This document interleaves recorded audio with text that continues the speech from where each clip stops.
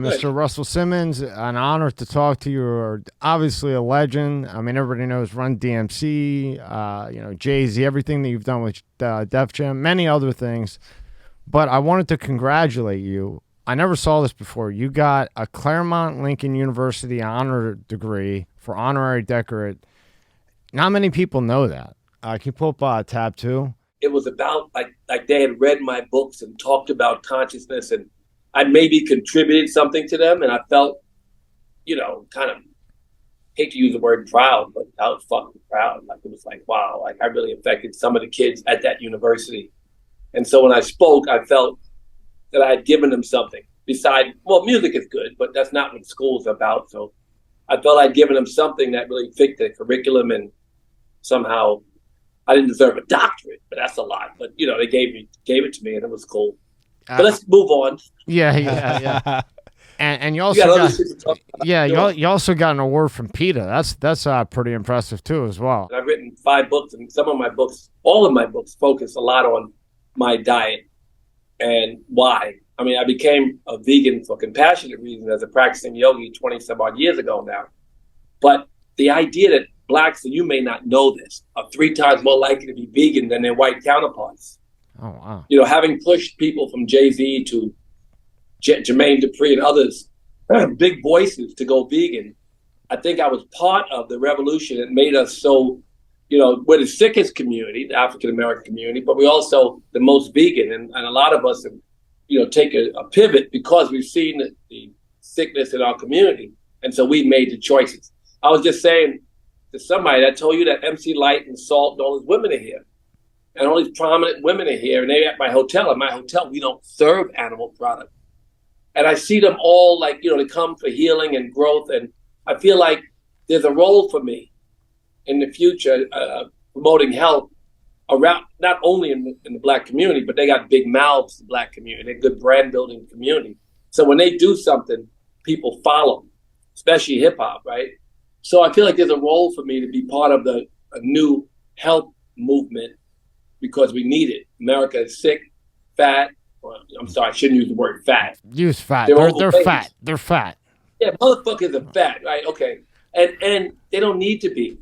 And we have to make a shift in our diet, shift in our consciousness regarding what we eat as well, in terms of what it does to us spiritually. All of those things. I want to be a little bit of a catalyst for that in this last chapter of my life.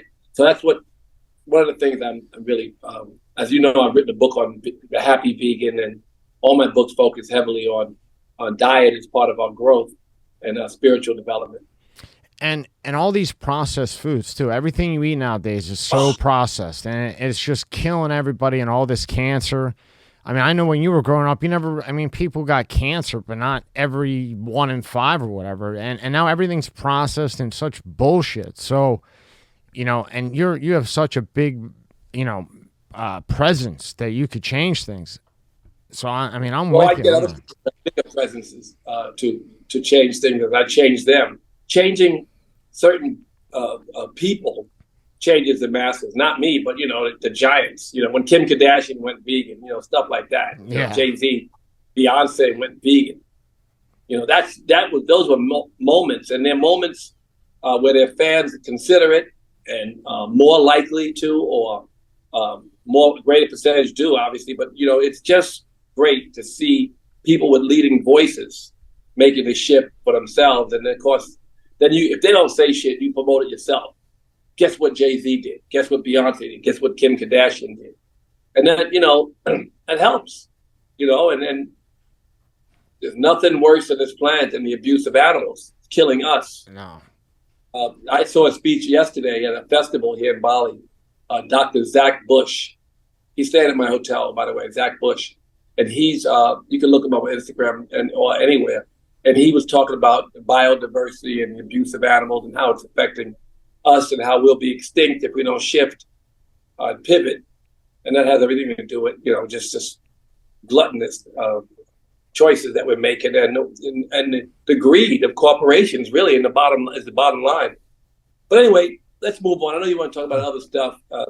Well, I just But think it's interesting because people, everybody knows that kind of stuff. Everybody that you sign. So I just thought that the vegan and then the yoga, just real quick, and how do you incorporate? Because I never thought about yoga until you. So the yoga, when you combine the yoga and the vegan, what got you into the yoga, and what have you've done books, videos. What have you found so important with the yoga? Well, I went to yoga first time as a woman named Emma Watts. She was my intern. She later became the chairman of Fox Pictures. So she's another success story that I was lucky enough to watch grow. And she took me and my best friend at the time, and still one of my best friends in the world, still, Bobby Shriver, was her boyfriend. And she was my intern. And she took me to a class, and the teacher's name was Steve Ross. And he played, I think it was Fuck the Police at the first class, and a bunch of hip hop records. He had been a monk himself. Wow. And he was a raw foodist and a very dedicated yogi, but he had this fun class, loud hip hop music. And he was amazing. And I remember going to that class, and it was all girls, just me, Bobby Shriver, and 60 girls. So, and we're there. And after class, I remember laying in Shavasana, which is that final corpse pose. And I felt like I was in heaven, right? And he played loud rap records the whole class. It was an Ashtanga-based vinyasa class, which means the moving prayer, right? Like, it's just a lot of movement, holding poses, but not as much. And it was it's a vinyasa, which means breath and movement together. Anyway, the class was amazing. I laid on my back. I was high as fuck at the end. And I remember getting up and saying, I'm going to do this. And I did it every day for I didn't even leave LA. It was LA. I was living in New York and LA, but really living in New York. And I wouldn't leave. I wanted to go to Steve's class every day. Wow. In fact, Steve's the one who brought me here to Bali 5 years ago. So it's pretty interesting, Steve. And he, again, he's much older, but he looks young. But he's, he had been a monk. But he played loud rap music and had the same sequence every day. And the beat was fun. And, I fell in love with it. And then I went to New York. And I met this woman named Sharon Gannon. Sharon Gannon and David Life are the founders of a yoga practice called Jiva Mukti. And the Jiva Mukti practice is a much more devotional practice. Like Steve would curse a lot and yell and play loud rap records. And they don't curse, right? They're pretty serious. And they would always tell me, why do you curse so much? But anyway, they did something for me in that they introduced me. And Steve had given me the Yoga Sutras, the Bhagavad Gita, and the Hatha Yoga Pradipika, and all the scriptures. And they really talked a lot about the other 7 parts of yoga. You probably know yoga is 8 parts, right? So the asana, or the physical practice, asana means seat, is the 3rd of the 8 limbs of yoga. So all the rest of the yoga was opened up to me, and I just fell in love even further with the practice. And years later, Steve Ross, yoga is the cessation of the mind movement, the monkey mind, right? Oh shit. When you're high, when you are completely clear, there's this state of yoga. When there's, like when you ever been in a zone playing basketball, you can't miss. Yeah. Because present. And this full awareness of presence is what yoga is. And anyway, Sharon and David talked a lot about that and taught me that. But Steve gave me a book by a guy, and I really understood it when he discussed a car accident in his book, and the book was called The Power of Now. And that was my first real clear picture of what yoga looked like. Yoga looks like when you're on the ball court and you can't miss, and the ball's in slow motion, and you're totally aware and focused and present. And if you could live that way, you'd be living in a state of yoga, and there'd be no suffering. Because suffering is when you want things to be different. But when you're in that present moment, you're just the watcher. Yeah. You're the doer, but you're the watcher. So anyway, I know you don't want to talk about this shit, but I no, actually, I'm interested in it because a guy like you who has reinvented themselves so many times. I want to know everything from yoga to vegan, everything. Well, I'm old, so you have to reinvent yourself. You want to keep life interesting. Yeah. My journey through, music and film and television and fashion and financial service and whatever the fuck else and a lot of other stuff. All those, I never really, I'm not like Kanye West rich or anything, anywhere like anything. I just had a lot of rich experiences. And I have what I consider to be a fairly rich life right now because I and really present more often than before, you know, and I'm happier than I've been. And I keep getting happier.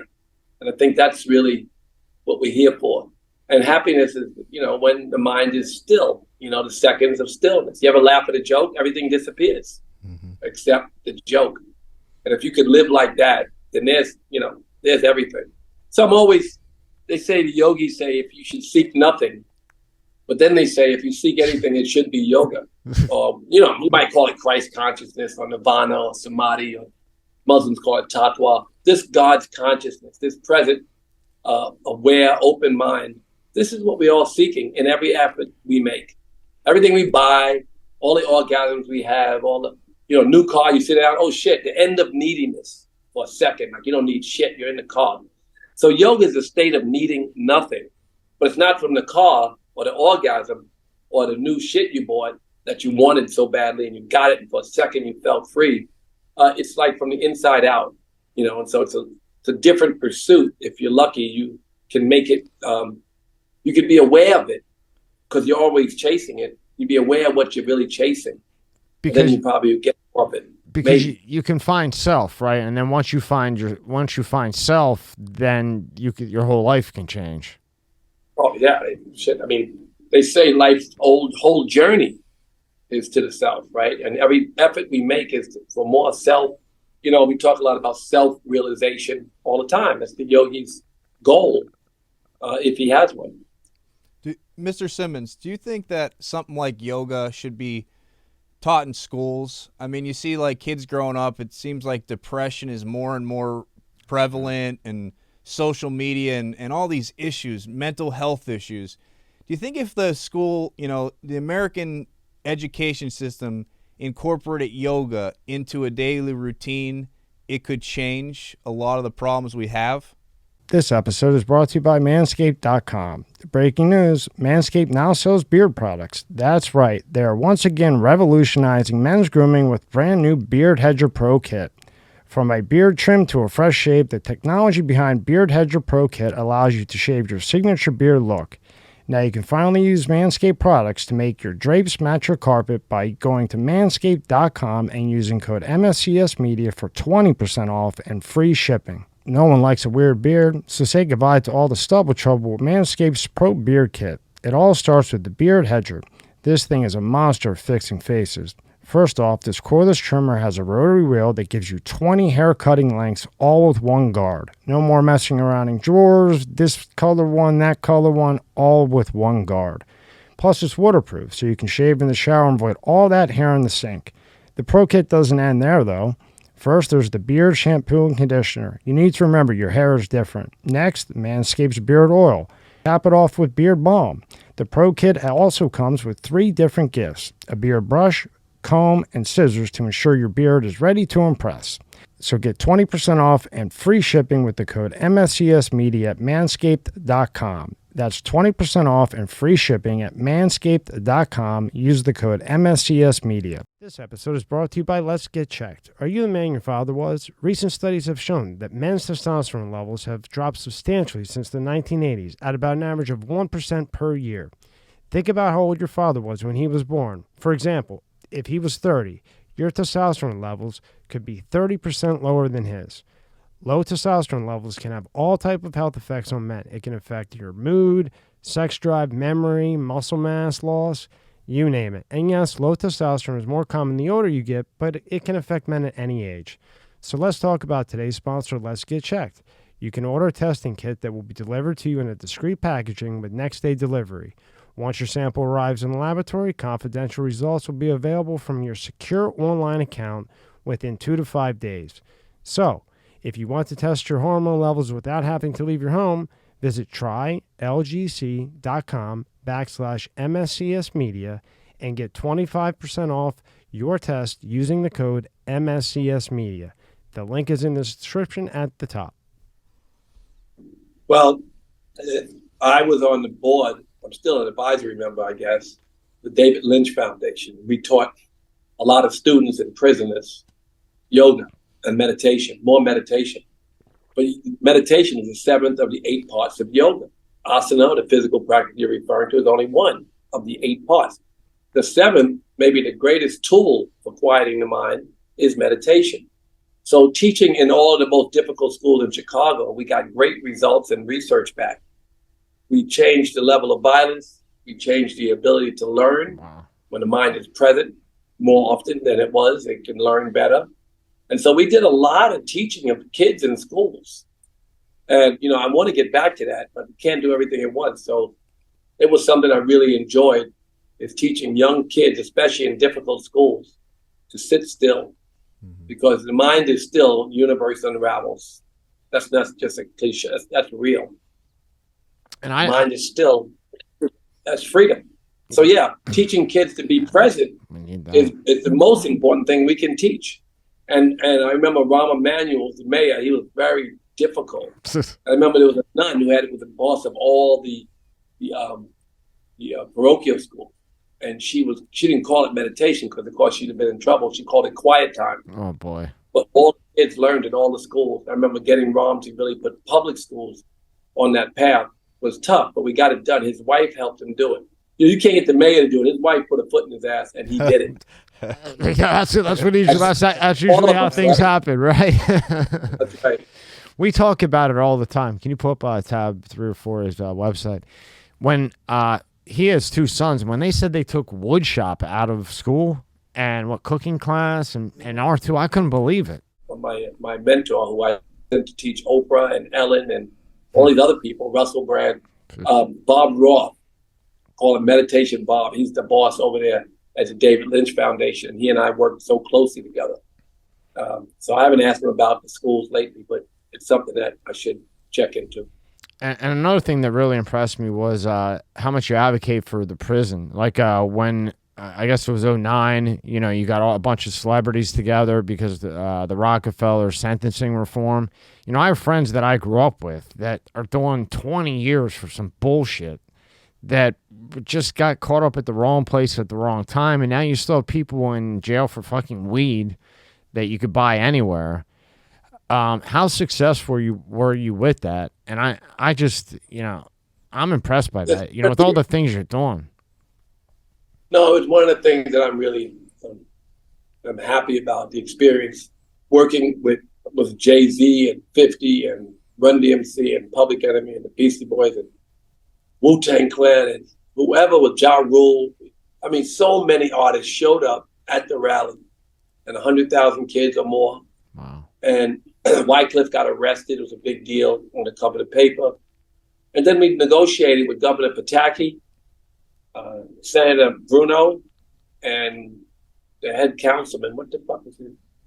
Shelley Silverman. Both of them niggas in jail, by the way, right now. Both the head of the city council or the state the state assembly. The head of the state assembly, the Senate. They were there, and myself and the governor, and we negotiated a deal. It was not the final deal. The next deal came when we fought hard with the guy who marched with us, was Senator Patterson, who became the governor, and we got the second part of the deal. First part, we lowered the minimums dramatically, and thousands of people came home from jail. The second part is that we just changed it. Mandatory minimums were no more, and that was another struggle. But I remember we negotiated a settlement to get something. All the people came out of jail. Everybody was so mad at me for compromising. But you got to take a step back and take a step forward. Getting those thousands of people out of jail meant a lot to me. And I was very proud. They were picketing in front of my office like I had somehow hijacked the movement that I started. I mean, they were always talking about it, but they didn't do the rally, they didn't do the work, they didn't negotiate the deal. But they wanted a different deal. And I understood, but I stood by it. I remember that moment being a scary moment because I was going against all the protesters who helped me. Some, but not too many politicians. Most of the politicians who showed up, everybody, Hillary Clinton, whoever it was, those people who showed up, and she was senator, most of the people who showed up were very happy with the deal we cut. But a lot of the more hardcore prison reform people were not. Anyway, that's the story. And then Patterson, we worked very closely with him and changed the law completely where judges had discretion. But again, you were right there at the beginning. Now when you you advocate for a ton of things, when you go to advocate something, obviously something you believe in, how do you keep a balance with business?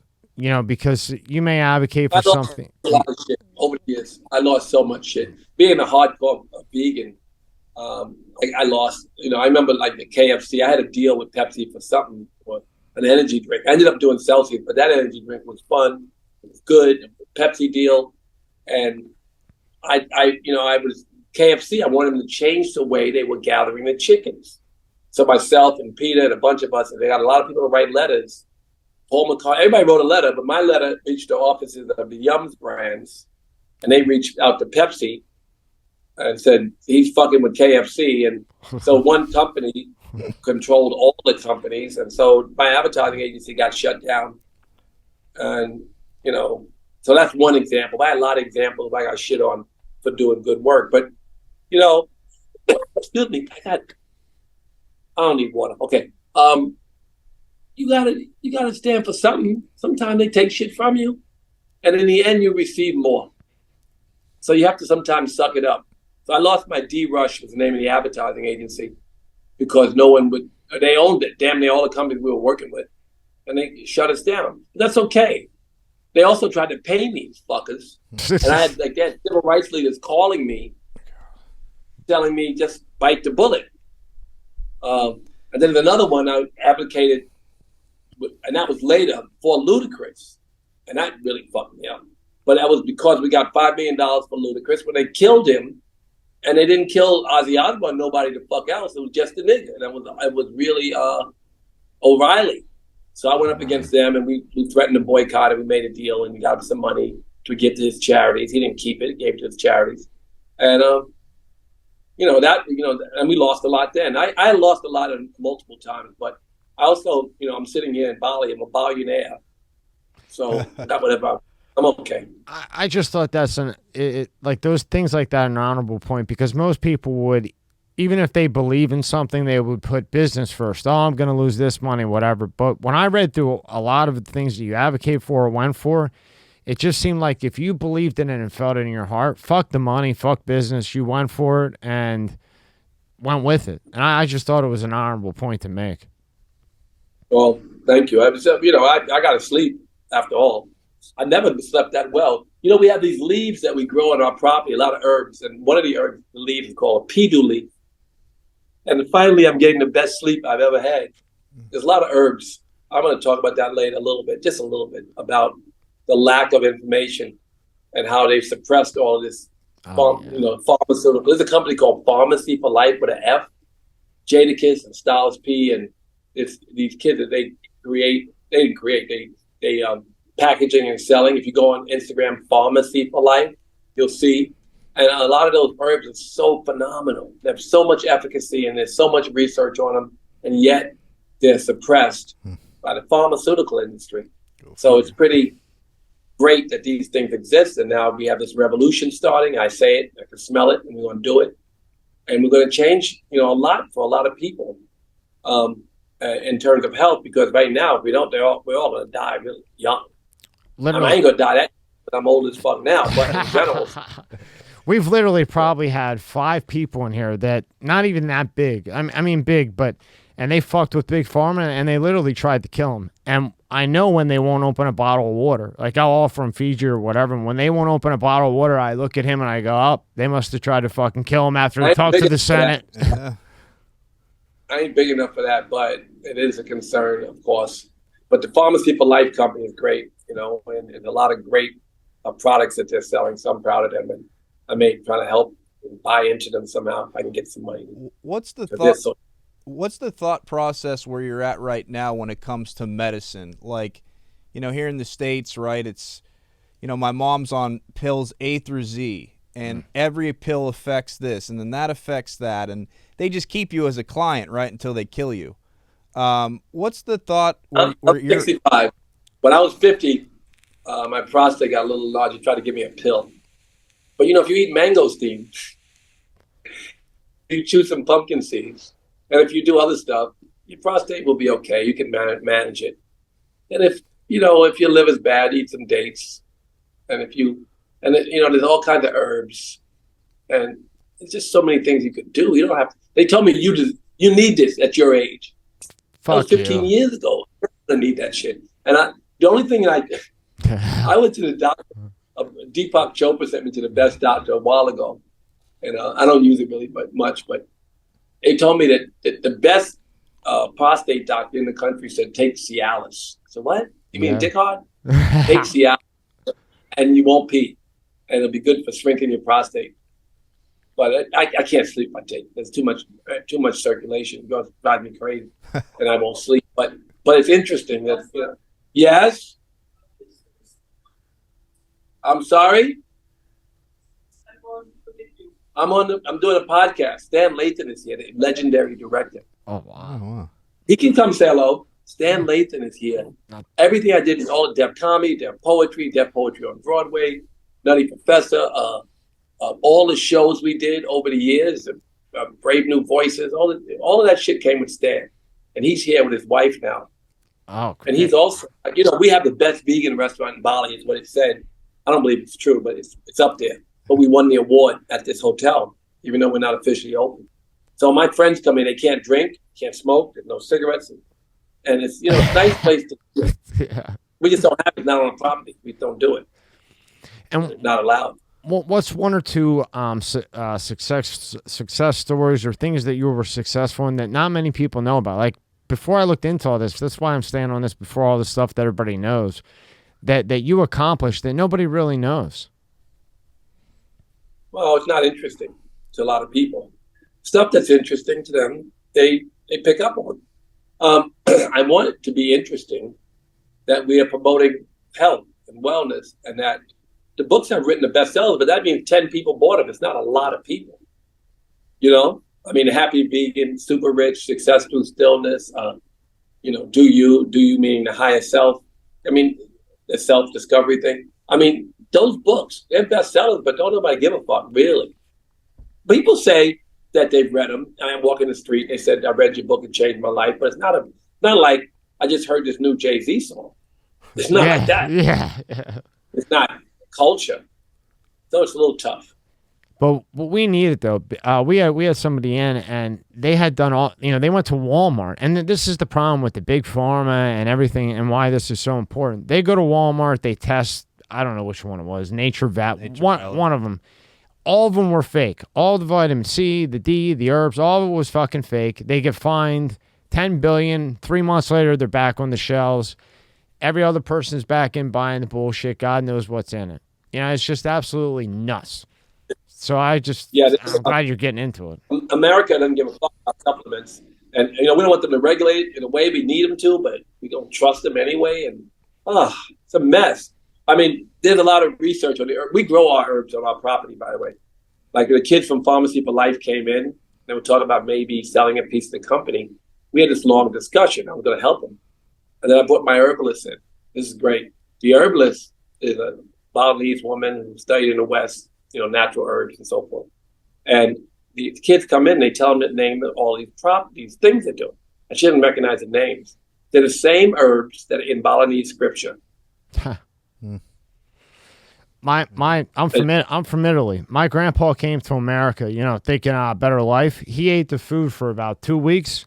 He said, "I'm not eating this fucking shit." Went back to Italy and lived in the village and lived there because he wouldn't eat the bullshit. And none of the shit you in America is the same shit we have here. Your KFC ain't this KFC. Yeah. Your Doritos ain't this Dorito. You know that the French fry, I just saw this briefly, and I hope it's not AI and stupidity because it's on Instagram, but it said the French fry in London has 3 ingredients: oil, potato, and salt. The French fry in America has 19 ingredients, 16 of which. Shit. Think about that. Yeah. Wow. That shit's illegal. And all that stuff's illegal in England. And Mr. Simmons, I'm sure you know this. We had this guy in Ice. He opened the store. It was a pretty good idea. And he would get all this shit from China, Japan, wherever. Even a fucking Coke. A Coca-Cola from China is completely different than the Coca-Cola in America. It was fucking nuts. He had a whole table of shit. And it's just like they're trying to kill us. Yeah. It's like it feels intentional. Yeah. No one believes it. I don't believe they're trying to kill us, but I just believe they don't give a fuck and they try to make money. But I could be wrong because, I didn't believe. I remember when I was a kid, Louis Farrakhan said, and I was at, no matter what you did, you got to see him when he came to Rochdale Village in Queens, right? right when he really became popular, right after Malcolm X. But he's talking, he says, the government is selling you crack cocaine. And I thought to myself, no, fuck no, I'm selling you crack cocaine. No, the government selling you crack cocaine. And I thought it was just so crazy. And the real truth is that the government was selling us crack cocaine. And then all these other things that seem so incredibly impossible for the American government to participate in, they have. They have. And so we don't really know to what extent, how criminal are they?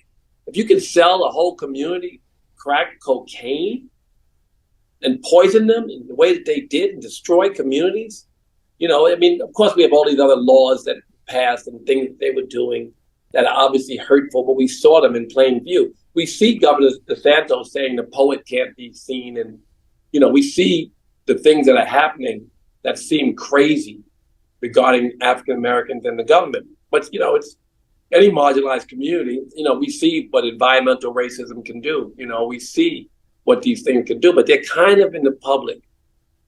But the things they do behind the veil is unfucking believable. Yeah, I couldn't believe I talked to Jesse Peterson, and he was saying that in the African American community, the abortion rate is 5 times more than the white. They go in there for political reasons, and they actually intrigue the woman to leave the man. If you leave him, we'll give you this much child support, this much this, and a broken home. I mean, that's got to be the root. But they target the African American community just for that fucking vote. You know, I mean, I don't want to, you know, let's talk about some yeah, other fuck shit. all that other shit. I'm not saying, because I'm not, you know, I'm an activist, Yeah. right? But, you know, I'm kind of like yeah, you get worn out real quick with try to it. share what I think is critical, and that's a very important thing you just shared. I don't know exactly a lot about that. I will learn more about it now that you mentioned it.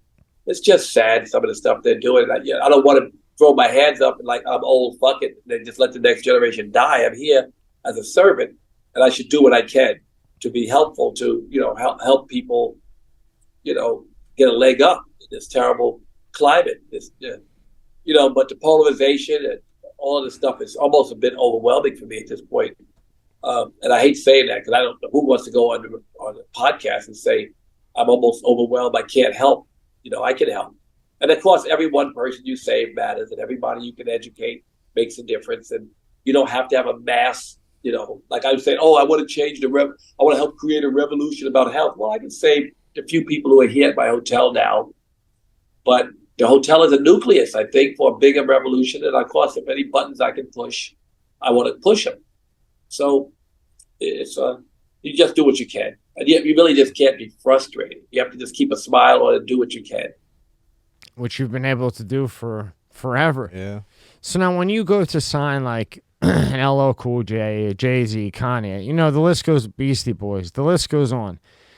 Back then, when do you have like a checkbox in your list, in your mind? Do you go by a gut feeling? Like, how does your mind work that you are able to No, everybody around me was smarter than me. You know, they had the Kevin Lyles and Leo Cohens and Julie Greenwalds and the Irv Gottis, brilliant people. David Ash, the Rough Riders team, the Outburst team, JMJ Records. You know, all of these labels that Def Jam managed, we managed the people who made the deals.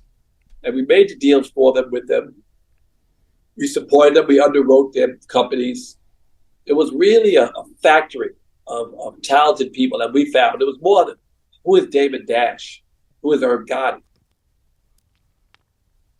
Who are these talented executives? Chris Lighty. All these people made Def Jam, you know.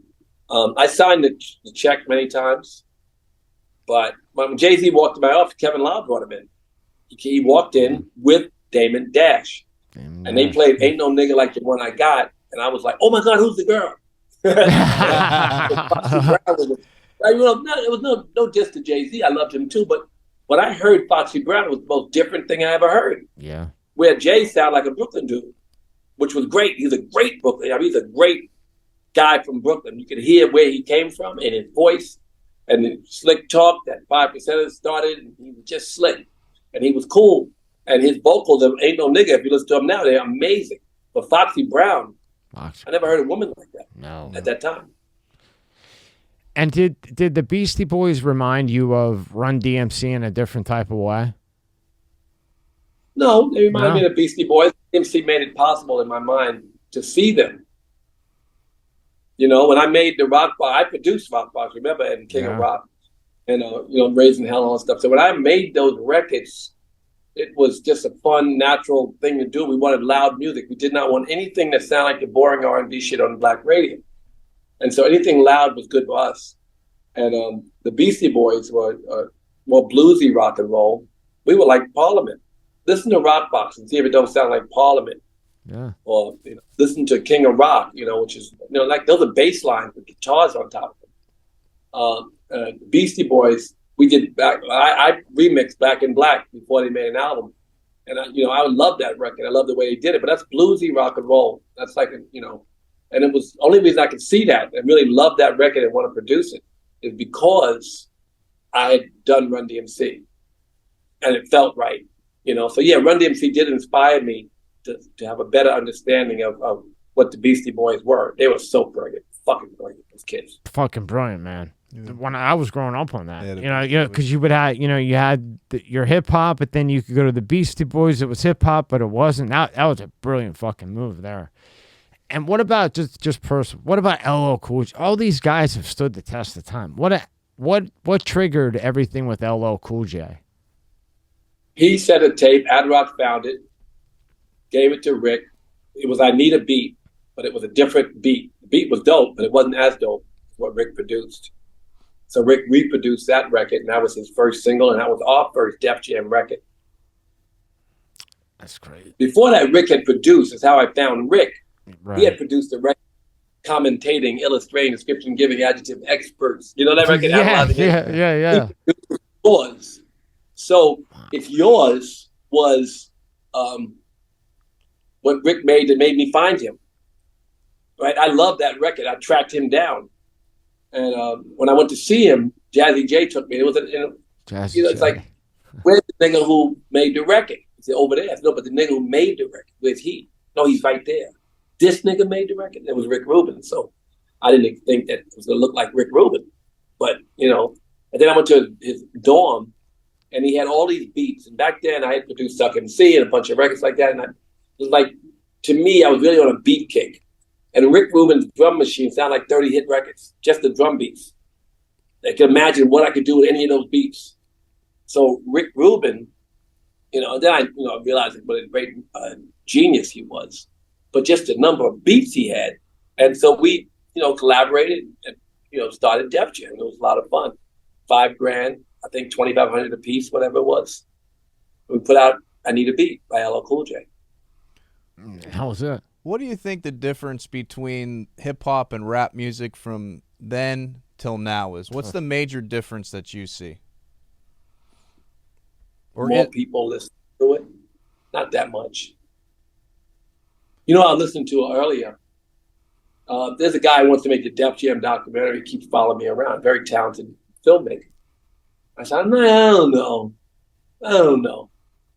But he said, well, I want to include, the Def poetry and Def comedy. I want to include all of the the cultural stuff. We managed, Eric B. and Tribe Called Quest and De La Soul. We were more in the middle of the culture. That's really the Def Jam family, even though it wasn't on the label. And I said, yeah, well, can you broaden it if you're going to do it? Let's not leave out the real family thing. Because after a while, it wasn't Def Jam anymore. It's still Def Jam, but it was a moment that, there was a cultural movement. And we were like in the center in a way, and people around me were talented in creating it, and I was watching. And while I'm watching that, I felt like there's not enough emphasis, as Hip Hop 50 is coming now, on the founding fathers. I call them the masterminds of hip hop. And so I was listening today. We have a bunch of cassettes. We turn them into NFTs. You can find them on my Instagram. Yeah, there was no rap without Hollywood. No. Without DJ Hollywood, there wasn't shit. Eddie Chiba, if you couldn't get Hollywood and couldn't get him, get Starsky. Those guys are not compensated or credited. We recently gave money to them, advances against their NFTs, and some people didn't have bank accounts. It's unbelievable. The business Starsky, the Love Bug Starskys, who love Bug, God bless him, checked out. But a lot of these guys who really created Grand Wizard Theodore, and we know Flash, and we know Curtis Blow, guys pre-recorded, they were performing artists, right? And a lot of their stories aren't told. And so I hope that if we do a Def Jam documentary, we got to start before Def Jam. And we got to tell the story of the founding fathers. I call them the masterminds of hip hop. I want a whole hour on the masterminds of hip hop. And I want to get the story straight, because a lot of the stuff I read, it wasn't there.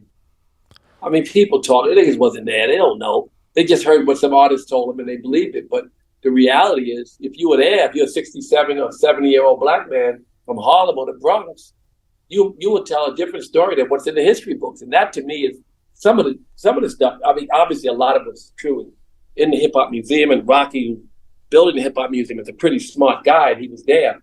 But a lot of people weren't there. And so I just wanted the stuff told properly, because that would be a nice contribution and something that's worth my time. Yeah, because like I said, when you read about it, maybe they get mentioned or it's overlooked, then it just goes right to the present. With Kanye West, guys like him, when you guys sign him as a team, did you think that the long-term success would be there and so on and so forth? I don't think that I've ever been involved in an act where I didn't believe that they had long-term potential. I didn't sign anything, so it's going to be a hit. This person is a hit. But I didn't really do anything. I remember when I first met Kanye, he had produced a bunch of records already for Rockefeller. Damon Dash was a genius behind it. Certainly a big supporter of Kanye when no one else really was. Or maybe not as big as Kanye would have liked, but I didn't see it the way he depicted it. But we know that Damon was the one pushing. Damon came to Def Poetry, and we were filming, and we have a schedule. This many poets, this many days, this many. It was, that's how you shoot. You schedule this shit. It's a budget. He's yelling at me, this fucker, yelling. He has to go on now. Who the fuck? No, he produced this record for you, this record. He has to go on now. And I met him. Nice enough guy, got on the stage, told that story about the contradictions of being a star. I got a chain, but not a house. And I won another car before the house. I mean, this shit, it was beautiful. You can go Google it right now, Kanye West on Def Poetry. And that's how I met him. So I was really, I didn't do anything. I supported when Damon supported, like a lot of times, a lot of the artists, like I said, Kevin Lyle brought me Jay-Z. Rick Rubin came with the Beastie Boys. He was a DJ for them, right? I mean, I could smell the Beastie Boys a mile away. It was fucking crystal clear to me about them. There was no hesitation. Rick Rubin kept pushing. DMC bought us Public Enemy. Rick Rubin kept pushing, believed so thoroughly in Public Enemy. He made their first album, but he really didn't. There's something about him he didn't quite get. Or maybe he did. He made a great album, the first album, but the second album, when they made it with the Bomb Squad, it was the loudest. And I'm sure Rick likes it better than the album he made, because it was them evolving more, and Rick's a producer of people more than, he became less of a control guy and more of a producer, which makes him a genius, because he make everybody who they are as good as they can be. Better. And that's fucking genius. He can produce Krishna Das and Slayer. So I'm not taking anything away when I said Public Enemy evolved in their own to be the most amazing Def Jam group, in my opinion, the most innovative Def Jam group that we had. And they, to me, epitomized what we wanted to represent. Loud, abrasive, fun, alternative. Nobody could define it. No one knew what the sound was. No one could say, oh, that sounds like, no, nigga, it don't sound like nothing. It's Public Enemy. And that was amazing. So it wasn't rock and roll. It wasn't punk rock. It wasn't typical hip hop. It wasn't anything. It was Public Enemy. When they made it takes a nation of millions to hold us back. It was phenomenal. That's the thing. So Rick waited on them, and he kept saying, I want them.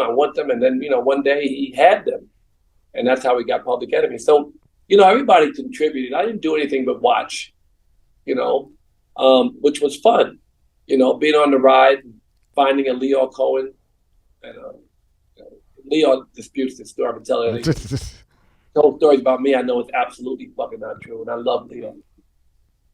Cohen came and laid on the floor in a hotel room and worked for free and worked his way and was so valuable we couldn't live without him. He thinks I offered him a job. And like, no, nigga, you came and you were like a slave. And you worked and deserved everything you got, and you built everything we had, and you were great. But you didn't come in a boss. You came in the most happy servant. And I always say good givers are great getters. So it's, I guess from a philosophical standpoint, he didn't like the idea of being such a slave that he was. He's such a boss now. And I always believe there's no bosses, they're all servants. And if you're a good servant, then you make bosses, and you help people to grow and become, better. So you work for them in making them better, right? You're not really their boss, you're their servant, and you're everyone's servant. And that's how you become, by default, leader. Great leaders are servants. That's my opinion, anyway. But Leo, obviously, I could go on forever about how talented and smart, and how great he is. But with you and your team, better said, how does the mind work? These come in. How do you think? Because this could apply to any business, anything. How do you think? Okay, this isn't just a one hit, or this isn't just going to work for now. This is going to stand the test of time. How does your mind work? I mean, dude, you're a fucking legend. You got more. I don't know where you put all your fucking awards, man. You must have like a mansion just for awards. And I'm not saying that to like talk you up. I mean, you already know. But how does your mind work? I've been very lucky. I've been surrounded by very smart people. I've always looked for people smarter than me. I had to be this smart. I even built this hotel. I couldn't build a fucking bathroom. It's impossible. But I built this house on budget, and I moved in right before COVID. And I was supposed to come home to LA in March. It was February. I didn't come home for 2 years with COVID. And I said, I fucking live here. I mean, I built the house, but I said, I live here. Right? So I go back all the time, and I have an office in LA for this company, Gush Cloud. I'm the chairman of the company. We have 400 agents, and we represent a lot of people and do a lot of fun stuff. This company's, barely profitable, but it's a huge thing. I'm the chairman. If I invested and became a chairman, Gush Cloud International. We have offices in 11 countries, and it's a fun thing. I don't know. I took drugs as a child. What was I going to say?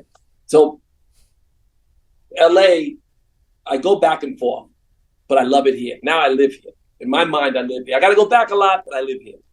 And it's phenomenal that after I built the house, the guy built it on budget. I said, I want to build a little yoga school, but I need 30 bedrooms. It's all right. You're going to build a yoga school and teach teachers how to teach people not to suffer.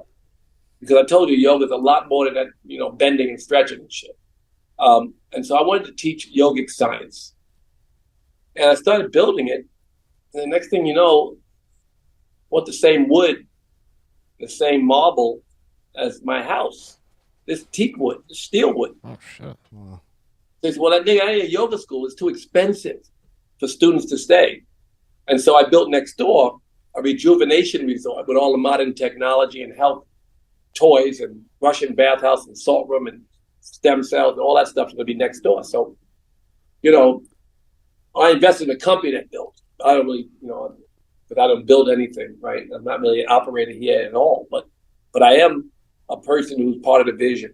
And I really, I see this next chapter, and this is the nucleus of what I'm going to do with the rest of my life, is help make people healthier and kind of make it cool to be healthy. More importantly than make a few people healthy, which is amazing, one person, but to get a lot of people to be healthy, yeah, but to make it cool, to try the herbs we talked about, to try the alternative, which really, alternative pharmaceutical shit is alternative. This is stuff that's been around 1,000 years, and now it's just coming back to the surface. So stuff like that. I want to do that for the last chapter. But the fact that I built a hotel is pretty, no one would help me. No one thought it was made good sense. But now that it's done, it's a 5-star hotel. Oh, yes. I just love it that you do what you believe in no matter what. Now look at it. And that's so great and you're making it cool. Like I would never think of doing fucking yoga until I kept watching. I said, there's got to be more to it than just the stretch and shit. So then I read more about it, and I saw how much you're into it. That's why I was like, okay, well, maybe I'll start looking into this shit. And you make it cool. The next thing you know, who knows where it goes. Where does this drive come from, though? Like, is it your mom, your dad? You know, I don't work hard. I get up, I jump in the ice bath. I go to hot yoga. I come back and lay on I meditate. I go to ice bath, go to yoga. I go to hot yoga every single day. I come back. Now we have a cryo machine, and when they let me, I go in it. You know, in LA, I would go to yoga and then cryo every day. But now we have one on the property. But it's not the hotel. You know, the rejuvenation resort next door to the hotel is not done, so I don't get to use it a lot. I put a hard hat to walk through construction, which is a violation. I can't do that much. So, you know, when they finish, I'll have a cryo machine on this property, on the next property, which is the hotel right next door. So, how important would you say is that ice bath? I've been reading a lot about it. Will Hoffman. How important is the ice bath? How important is that? Saunas and ice baths are very important. I mean, the research is phenomenal. Yeah. What a sauna does, if you do 15 minutes a day, you know, 3 days out of the week, reduce heart disease by 65%. Holy shit. All kinds of disease, probably some 80%. It's literally a phenomenal instrument that people overlooked in a way. I mean, of course, we all know they exist, and people have done it for 1,000 years, but we realize all the medical benefits from it until Science Journal just recently. You know, it's like yoga. It reverses aging. No one knew that. We just did it. It's meditation. The telomeres grow. Left and the right side of the brain, you know, connect, and all these things happen in meditation, but we didn't know. We just did it. So now all the science comes out on a lot of these toys and tools, and it's great to know what these things do. It's also a bit psychosomatic when you hear how great they are for you. It kind of like makes you a little bit more encouraged to do it. And another thing I think gets overlooked is the Def Comedy Jam. I mean, you brought in, or you and your team brought in Chris Tucker, Cedric. I mean, that's amazing. Well, Stan, who's here, was my partner on Def Comedy and Def Poetry. And Stan and I, watching Steve Harvey and Dave Chappelle and Chris Tucker and Martin Lawrence and Jamie Foxx and all these guys, Bernie Mac, become popular, was one of the greatest things in my life, because these are the nicest people on the planet. Such wonderful people, and comedians a little bit quirky, you know. But watching them take the reins, become such massive. Dave Chappelle, fucking massive Monster. I remember when he first performed, no one wanted to get him on the stage. No. Kevin Hart, he first performed, they did, who's that? You know, I mean, and so we were lucky enough with a Bob Sumner, who was our scout, to see everybody and choose all the right people. And Bob helped a lot with all of it. And Stan was the director, and I was lucky enough to be there and watch the shit go down. Fucking crazy. It was amazing. Yeah, there's a lot of. I mean, there's so many. You know, I mean, I'm still watching them. What's the girl on Saturday Night Live? I mean, just still watching them. There's so many. Did you watch the movie Air? Oh, I seen Air last night. Yeah, did you like it? It was pretty good. Oh, it was fucking great. I saw it last night. Tucker was great in it. I heard it's good. Yeah, he was great. Yeah. What, Mr. Simmons, what are your thoughts when it comes to comedy? You know, it's such a great thing to go into a room and be able to laugh and you know, enjoy. And it seems like nowadays, and I get there's some things that should not be said, but it's like comedy's under attack. Fuck that. Comedy's under I attack. say humor. I say things every day. I better be in Indonesia because the shit I say the worst thing on purpose is kind of push the envelope, make a joke. I'm hosting, not hosting, but they're here. All of these women, right now, got a good sense of humor, and we're laughing, but we're here. I mean, I don't think anybody's going to go back and say, you know what Russell said? Because God knows I can't afford fucking scandal. But we have fun, you know, and you got to have fun. You got to say things that, you know, you say things that people are thinking, whether it's something they're thinking is good or bad. Something that runs through their mind that's kind of crazy, and you say it and they laugh. You know, it gives them a moment to reflect, maybe know how dumb it is, maybe know how it might be worth discussing or, going further with, You got to talk. You got to let it out. What you're thinking is important. Say I can't say what I'm thinking. Fuck you. I think I don't believe in it. I believe people should say what they're thinking. And also I think it's a little bit weird, the woke community. Yeah. I like free education, higher education, equal high quality education. I like equal high quality healthcare. I like, supporting the growth of underserved communities instead of exploiting the shit out of them and taking advantage of them. I like a lot of the things that the progressive, quote unquote, progressive, but you ain't progressive if you don't listen. If you don't listen, you're not progressive. You get angry and mean, and I guess you're left wing, but you ain't progressive. And so I kind of break with them on some things. I think maybe I'm old. I can't go with everything. I can't go with it all. No, I can't. I mean, and it's a funny thing if you're me, and you have a little bit of a presence, and you say something like, if I wake up tomorrow morning to meditating and I wake up and say, oh shit, God told me, if God tells me, you get intuition, that abortion is bad. Oh my God, I ate some gluten. One thing I can't eat is gluten and a bunch of tofu. So anyway, God told me that abortion was wrong. They would kill me. But yet Mike Pence could say, you're going to hell and die and fuck it out. Or Dave Chappelle can't make a joke. It's so fucking crazy. The people on the other side can say anything they want. Dave said I support everything that everyone wants for their community. Everything. But I got a joke or two to tell. So what? And that was such bullshit, Mr. Simmons. What half the country is saying on a regular basis is much worse. In fact, he's not saying what they're saying. No. He's saying what the progressive community is saying. But he's got a joke in the middle of it. These fuckers are saying the most horrible things, I think, when it comes to promoting equality for all people or freedom for all people. Because every morning when I go to class or before I teach myself, it's Loka Samasta Sukhino Bhavantu. Like, promote freedom and happiness for all beings, and that's your mantra.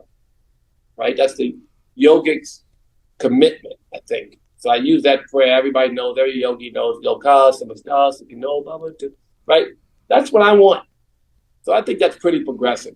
That I remember that we have to remember to empower everyone and to have people have freedom to, and I think that we're living in a very dangerous moment when it comes to people's freedoms and their ability to say stuff. Obviously, we also have such a polarized world where there is a lot of enabling of support for hate and right out in the open.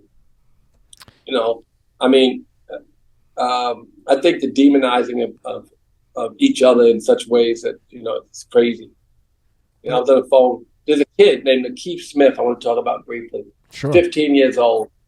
He goes into a house with his friends when he's 15. And he goes into the house and he's stealing video games. The police come. His best friend runs. Best friend runs and gets shot in the back and killed. Fuck. Best friend is 15 too. So police, in my mind, that sounds like a murder. You shot a 15-year-old kid in the back. Okay. They blame Lakeith for the murder because that's the law in Alabama. I want to repeat that. They blame Lakeith for the murder and gave him 65 fucking years. What? So 8 years later, he gets a new trial. And the same judge who gave somebody for burning up his girlfriend in a car, who had already had a terrible police record, who was 20-something years old, gave him 3 years for the police chase, and the girl got blown up. What the fuck? He also gave that same guy, this was racial for sure. I don't like to point race for everything. It's so fucking crystal clear. Keith's a nigger to the judge. So I call up Trump. I said, I wish I could. I really want to. Because Biden can't call the governor. He can't call anybody. Right? He certainly can't call the governor of Alabama. She not listening to shit. He said, I thought Trump could move her. He said, when I'm president. He almost, like, really? But, and, the fact is, when I'm president. So, man, when he's president, I'm going to have to call him again, and he'll get Lakeith out of jail. I'm sure he will. That's but he didn't want fucking to, nuts. He didn't discuss it at length, but it's not good for his base right now to go against the governor, because he wouldn't have to go against. He'd probably beg her, and she'd do it if he wanted to. I might beg him some more about it, but the point is, we got to talk. Yeah, we're going to need to talk, especially we're going to need to talk in order to build bridges, so we can create people up. You have to know why people think. They're socialized to think the way they think, and we have to get a different socialization. People say they're loving. They believe they're loving people. And maybe you think they're misguided in some ways. But maybe they are in some ways, if you had a barometer of what's misguided. But ever think maybe you're a bit misguided too? Maybe think that there's a bridge that can be built and you guys can influence each other. And the polarization in this world is dangerous. And how much of a social media do you think that has an effect? They're controlling that, so they're pushing into this generation's brain whatever they want. It's insane when you look at the algorithms, how they work. And you ever notice, and this is funny because I didn't know, I thought everybody would say this all the time, but no one had proof. And I mean, no one really it's not common knowledge, I should say, that the phone really listens to you. Yeah. If I say someone's name, the next thing it really pops up is their social media. Fucking nuts. That's insane, because you didn't know that they're really, really, the algorithms are really listening to you. Right. So that means that you have no privacy at all. None. You gotta go to a certain tab on Apple to figure out how to turn that off. Now you say, okay, you can know where I am. All right, you press the button. You're in the middle of an article, and they ask you to please press the button. You press the fucking button. Then the next thing, you're giving them the right to do this. Next thing is that. But they listen. A machine. You know what AI can do with that? They know everything, every single thing. They'll know, but before you know who you are, what you might do. So that's really, there's really coming a moment. I mean, I'm not one of those people who's really spent a lot of time studying it, but it's pretty obvious that we're in a very, very scary moment regarding a pivoting moment. And it's going to move faster and faster. The human brain is not growing as fast as all this shit around it. How about that? No. How to manage it, how to live in it, how to, survive in it. So anyway. Yeah, and everybody always talks about AI, but they got that quantum computer in the works. And once that quantum computer, that's that big motherfucker. Once that comes out and you can Bluetooth to that, AI, forget about AI. I mean, when I first found out that they were listening to everything, I had that Alexa shit over my house. And when I really read that was true, I broke every one of them. My fiance almost killed me, but I took them and smashed every one of them. I mean, it would know everything I was doing. It was fucking wild. Alexa, what time is it? Oh, 9:06. Maybe it just got ran over by a truck outside the window. No, it answered. You couldn't hear it. It's way in the back there. It's 9:06, I think you said. Now you're into the comedy, and then you co-produced Nutty Professor. And if correct me if I'm wrong, but Eddie Murphy in that, wasn't he the first actor to play all different roles and all that? I mean, that's a movie there, boy. Yeah, that was phenomenal. And I was riding around in the go-kart. Brian Grazer gave me the time to produce a movie. Okay. That was my idea. He and I produced it. It was a lot of fun. Wow. I'm riding around in the go-kart. And somebody that's a mainstream movie, $60, $70 million movie. There's no such thing as a black man doing that. And I was amazed to find out that there had not been. So, I mean, it's like, because I'm always, I don't really I just look forward, But that was a really, that was a kind of an eye-opening moment. The next thing, other movies were made in the same way. You could direct the movie. You could be the talent on the movie. You could you could get a producer's credit as the talent in a movie. But just a nigga riding around in a go-kart, there were none. And now the world is full of more inclusive behavior. And I think I'm really happy that I was early on part of it, without recognizing that it was special, that experience. And I blame Brian Grazer for that, because he didn't know either. He didn't give a fuck. I was his man, and I had an idea, and we made a movie.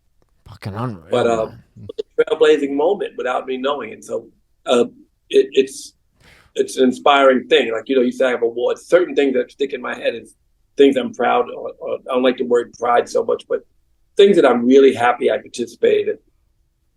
How long did that take to make? How long did The Nutty Professor take to make? A couple months. That's it? Tight schedule, couple months. Wow. Editing more.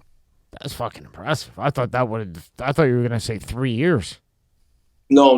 I mean, well, from beginning, writing the script and finding Tom Shadyac was the director. Tom Shadyac came to me, and he was sent to me by the executive that worked for, I forget his name. I shouldn't forget his name, but he's the one who said, you got to convince Brian to let this guy direct the movie. And when I met the guy, I really liked him.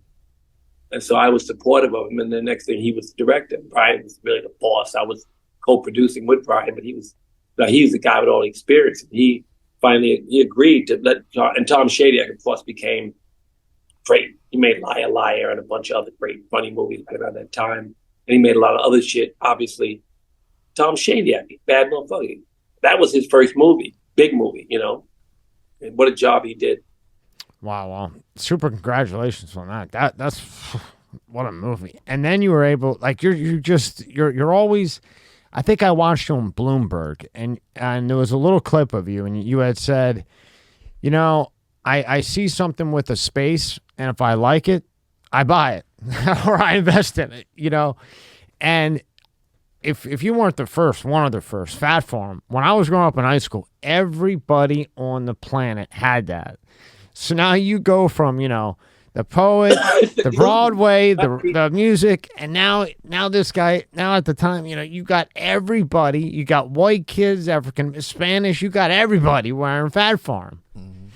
What inspired that? And just, fuck, dude, I mean, you took over with that.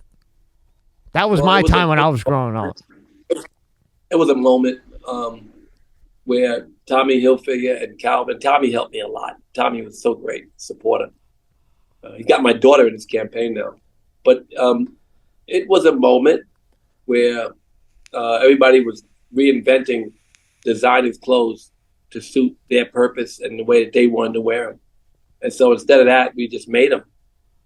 We like the Argyle sweater from Tommy Hilfiger, like the khakis from Ralph.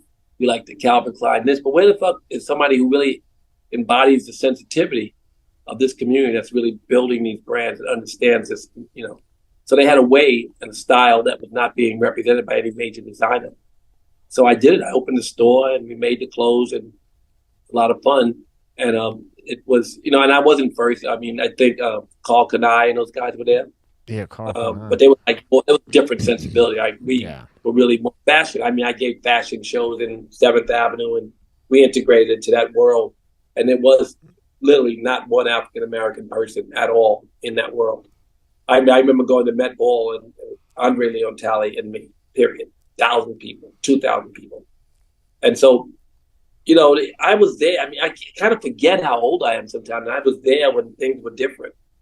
And and people don't recognize all the great progress. Of course, if you're going to live and die unequal, you can still complain. You're going to die. Your community, yourself, all of you are still unequal in so many ways. But did you see the progress? Not that you should be always happy, and people are never happy, but they always want more, and we should always want more equality, more inclusivity, more stuff. We should want that. But yeah, I was there, man. It was nobody. Now the Met Ball is a whole bunch of black guys, hip hop guys, whole thing.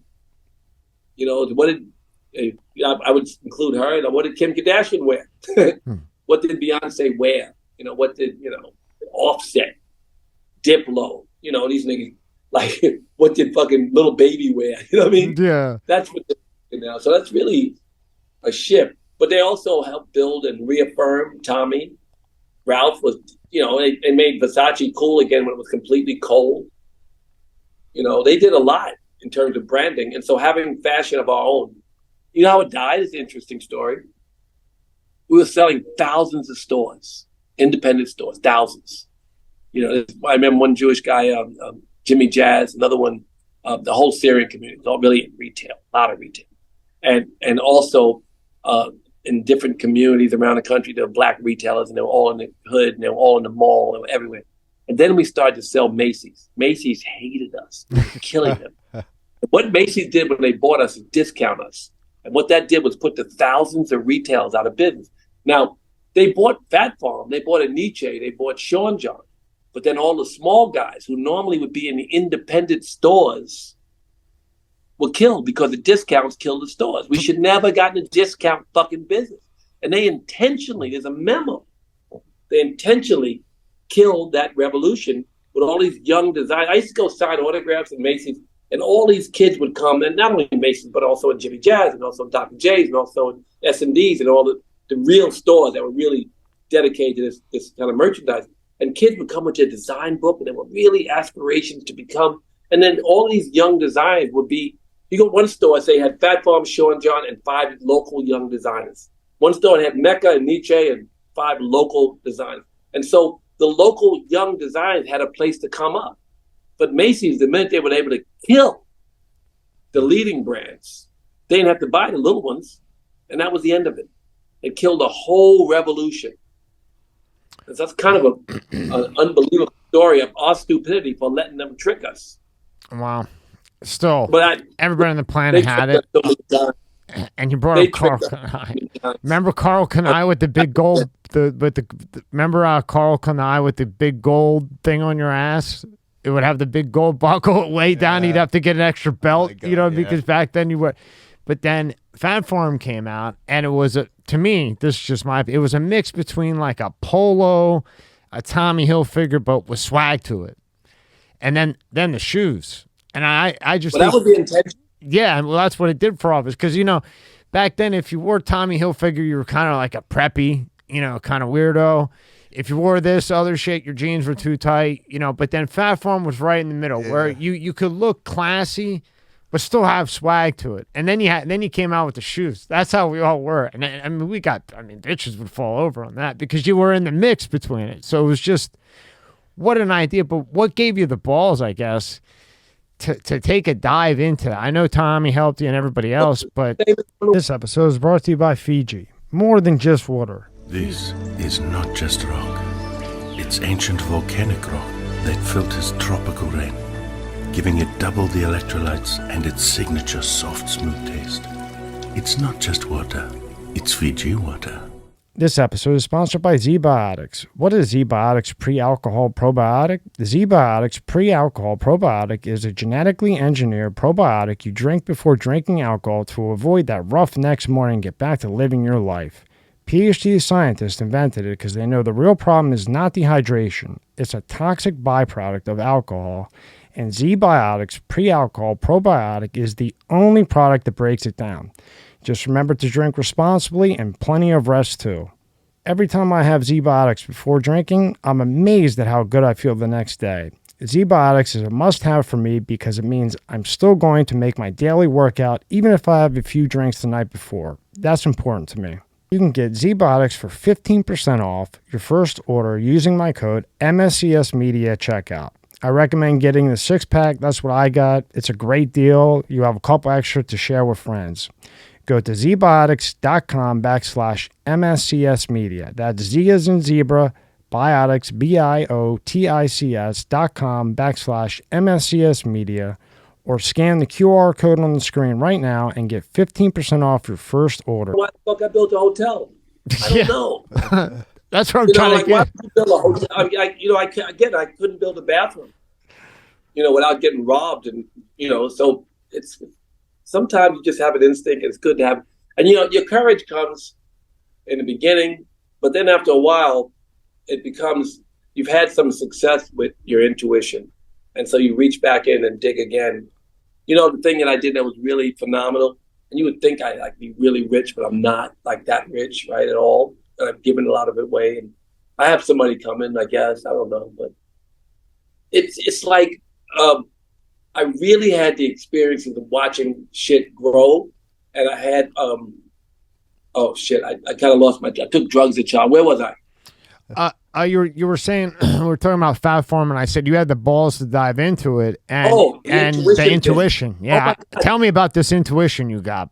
You have success, and it makes it easy the next time around to have much faith, because the yogis talk about Kriya Yoga: hard work, dedication, faith, and resilience. it promotes miracles, right? But the tapas, the hard work, dedication, faith, and resilience, right? This is it. The ones who are enlightened don't need the resilience, the hard work. They just can imagine the world differently, because the imagination is quote unquote God, as Yogananda would say. So when you have faith, things just fall over. But of course, we lack faith, but we have enough faith to stick to it. But you have to be resilient and stick to it, and you have to readdress your ideas. You can never fail until you quit. And I learned that because, when we made Fat Farm, believe me, I was going bankrupt. I borrowed money from Peter Lowy. He helped me. Peter Lowy, the real estate guy, he got involved and let me buy him back out, and that was nice. And I had experiences with Def Jam, and they wanted to buy it for nothing because it was great, and that would have been a couple bucks, and I didn't do it. And I've had a lot of experience where I just took my intuition and it's come out good. I made mistakes, but I had a lot of good experiences, and that makes you a more courageous, I guess. Stupid spend. I built this hotel with my own money, all of it. Nobody helped, nothing. No one believed. So, now the hoteliers are circling around, and maybe I have a partner who will help expand the idea. But I just do shit of it. And then guess what? You can never fail until you quit, and you have to readdress your ideas over and over. And I think that's what entrepreneurs have to stick to the idea. It never happened on your own time. The plan, I've never had a good timing. It happened when they let it happen. When God, they say God's time. So you get an intuition, you get an instinct, and you just follow it. I have in the past, and I have more recently again. And I just keep trying to do what I think. Now this whole focus is like, I want to be a business yogi. Like you read all my books, there's always a chapter about business. I want to do things that affect people in a really good way. I want it to really be helpful. And I want to use helpful things, and I want to live what I promote, and I want to be the yogi that I write about. But that's the practice. Every day I fuck it up. But that's the thing, you try to live in line with what you promote, and you want to promote good and do good. And somehow it takes you towards the self. And if you know the self, then you know the higher self, or God, or God's consciousness, or whatever they call it, nirvana, samadhi, tapla, the state of yoga, right? We really want that. But that's really all life's about. More seconds of presence. New shit. How's it feel? The neediness is gone. The state of needing nothing. So the neediness is gone.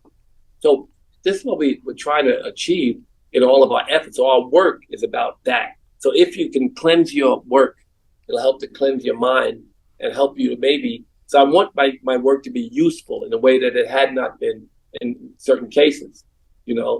I never did, I stopped selling drugs when I was a kid, obviously. But I used the drugs I sold, which made me less of a villain. Right? Yeah, you're like, oh, we sell these niggas drugs and kill them. Or, oh shit, this is dope. What you think? Yeah, it's great. It's a lot less of a, it's a little bit of innocence in that, and stupidity in that.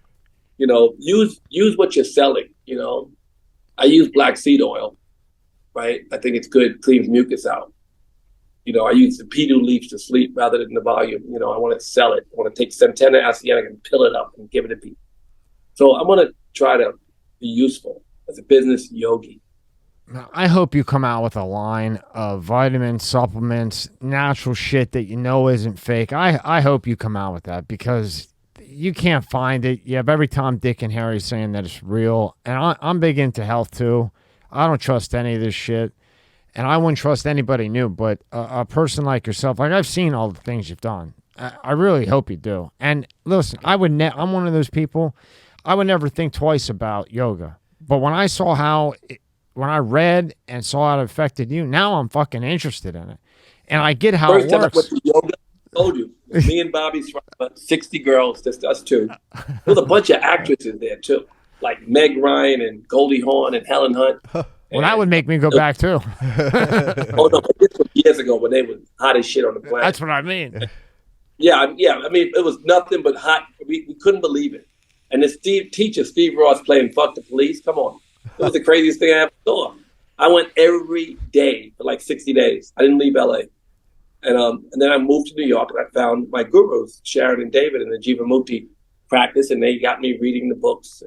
And then I came back and Steve gave me the Eckhart Tolle book. It was way, way later. But all before that, you know, reading the Yoga Sutras and the Bhagavad Gita and the Hatha Yoga, these scriptures, you know, so by the way, when you read the scripture, you know, any of it, I don't care, Bible, Quran, Torah, all that shit. If you're reading the ideas, then every one of them is already etched inside you. You know it's right. They're not lying to you. They say you don't kill somebody. You know what I'm saying? Yeah. It's like you ain't got to, you know what I mean? Like, Yeah. yeah, don't kill people. You know, the shit like that is in your heart, etched inside you. Yeah. And a lot of it's etched inside you, but you turn away from it anyway. So reading the scripture is good, but acting on it, like I said, writing about yoga and these things is good, but living it is a bigger challenge, and it's great reward when you do it. The more you do.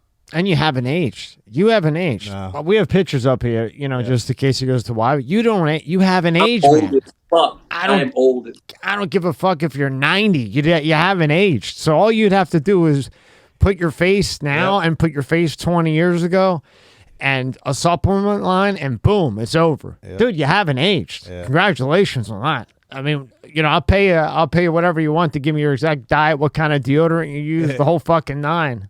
And I'm not kidding either, because I think that deodorant has something to do with, you know, life too as well. But another, I'll spray.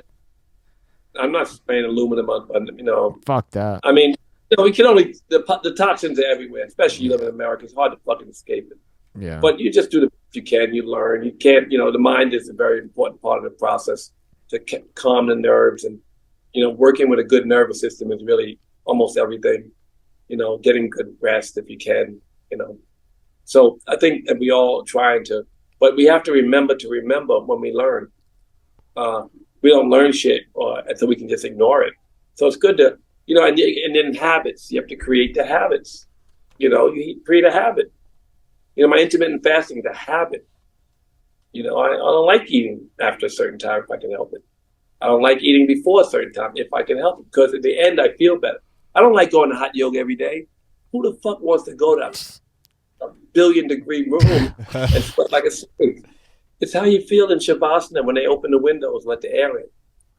It's how you feel in the bike ride home, or ride my scooter back, and you know, there's those moments of presence, and it's from, you know, all of the body being open and the circulation going and the endorphins running, and you're wide awake and you're happy. So that's because you did the work. So you have to do the work. You know, happiness is not, you know, just something you lay down and get sluggish about. Something you got to go out and get. You know what knocked my socks off that I found? Pull up the eBay tab. DEFCON 3 energy drink. I did. Well, it was around like 2003. Pepsi ran away from over my fucking KFC battle. Pepsi ran away from me because of a KFC battle, because Yum's brand didn't like what I was fighting about with KFC. Look at this, Mr. Simmons. They're selling that pamphlet on eBay for $10 from 2003. What? Yeah, look. I don't know if you can see the screen. They're selling the pamphlet. It was the vintage print ad from 2003 for $10 on eBay, and there's tons of them. And what blows my mind is that was in 2003. And that turned into Celsius. My interest in promoting a healthier energy drink. And that wasn't so healthy, but it was healthier. And Celsius was much healthier, but then I discovered that it wasn't, like, some of the stuff I thought was in it. So I tried to reformulate Celsius. I did so much shit to reformulate it and work with it. You know, now I'm fighting the government. They hold my fucking money. What and else, that money, what I else want is fucking now? It's so much. Oh my God, it's so much money. That's why I started building a hotel for cash, because I had that money. And they're holding it. Long story. You probably see it in the media. I don't believe what they say, so. Well, on the media about the Celsius, they know that they hold the money. They're going to have to give it back. It's a long story about the one IMBD scandal and Kamori's ex-husband, and it's a mess. But when I get it, I have all these social and philanthropic and semi-political, because, you know, I'm not into politics the way I was. And I don't want to join a gang, and I don't want to be in a gang. And I'm sorry that, you know, a lot of people would be very angry to hear me say these things, but I just don't like the gang. I don't like the left-wing gang. I don't like the shit they doing. You know, I do like equal high-quality education, right? Equal high-quality healthcare, I do like empowering underserved communities. I do like, leveling the playing field. I don't mind paying taxes. I just want to help people themselves, and I want them to have the opportunity. And it's a mess. I do feel it's insane that somebody would think it's okay to have a fucking gun. There's no guns here. No one gets shot, period. 300 million people in Indonesia. No one is getting shot, period. Really? There's guns and no one's getting shot. There's no crime. That I live, this is my bedroom. It's closed. My house is outdoors. The living room there's no walls. I have no walls. Well, that reminds me when I was growing up, when I was growing up, we never locked the doors. We had a screen fence door. We never locked the doors. If the neighbor wanted bread, come over and get bread. It was totally different. But the idea that these guns are rampant, how do you justify? One of the things I thought about my skin, the prison industrial complex doesn't like me. I was one of the top 3 people the NRA hated. I was hated by just about every. Back in far, I put a foot in their ass in certain instances. We did win that battle with KFC. They ended up the way they gathered chickens was different. We won the battle at McDonald's, and then when you did that, then all the chickens were gathered that same way because we won those 2 battles. That's the only way. No one can make chicken if you can't sell them to niggas. That's no reason to make it. Sick motherfuckers what they were doing. It was a little bit more humane, and a little more humane. And I advocate for things that are not quite like you said. They kill people. I don't think I'm worthy of killing. Yet, I don't really have a desire to be, that adamant, angry, mad as I used to be. So, maybe not kill me, but I don't like these corporations. I occupied Wall Street every single day. I was outside my building. I bought coats. I stayed in the park a few nights, but I mostly just came out from my warm house and hung out with those guys. And then I introduced a bill along with Dennis Kucinich. And it was about funding, because Occupy Wall Street was not about each individual argument. It was about corporations controlling the government. Simple. It's only that one thing. Corporate control of the government. That's what Occupy Wall Street was about. And of course they fizzled, they killed it, they closed down the parks. But Dennis Kucinich also, who helped me introduce that bill. I remember speaking at the Black Congress and at the Progressive Caucus, and remember Nancy Pelosi brought me on the stage. She was old back then. Oh shit! And she brought me on the stage. It was a long fucking time ago. And I remember saying, this idea about funding politicians through government funds and having a level playing field and not having corporations control our politics. And everybody stood up and clapped. I remember Jesse Jr. clapping. I remember all these guys clapping. Every single one of those fuckers lived in Congress for 20 years or whatever it is, because they had already created a pool of money from a pool of investors who were corporations who kept them in. So as much as you say that that's your agenda, you really didn't want to be part of that shit. You just did it. Just like when we were doing the Rockefeller drug laws, the Democrats who marched with us, they were going back and forth to Albany in limousines, funded by the prisons. That's the thing with those prisons. I want to get back to that. I looked into that heavy, and I know obviously you have. It's because of all the fucking private prisons. You got the prisons are privately owned, a large majority, and then the commissary is privately owned, and they're making hand over fist. So the more people they throw in there, slave labor doesn't hurt. What's that? The slave labor doesn't hurt. Slavery. Fucking nuts. Yeah, the prison industrial complex is fucking slavery. So, I'm not really well liked by some people. Oh, wow. Even though I love everyone, feel everyone loves me as much back. I just want to mention again, you had an energy drink in 2003, but just want to make that clear. That's impressive, buddy. I mean, you had an energy drink in 2003. So I'll get off that, but that's impressive. That's some thinking. And now look at it. It's a bazillion dollar business. Well, I'm one of the founders and brand builders. I mean, not founders. I bought into Celsius 6 years ago. You never heard of Celsius before. Now it's an $8 billion brand. So I really made a healthier, and it's the number one energy drink for sure in the world. You were on Bloomberg. You were on Bloomberg with it. DEFCON didn't explode, but Celsius did. They still to this day have a whole thing with you on Bloomberg, a video. You can look it up right now of you talking about Celsius. That's how much of an impact you made on that. Well, so anyway,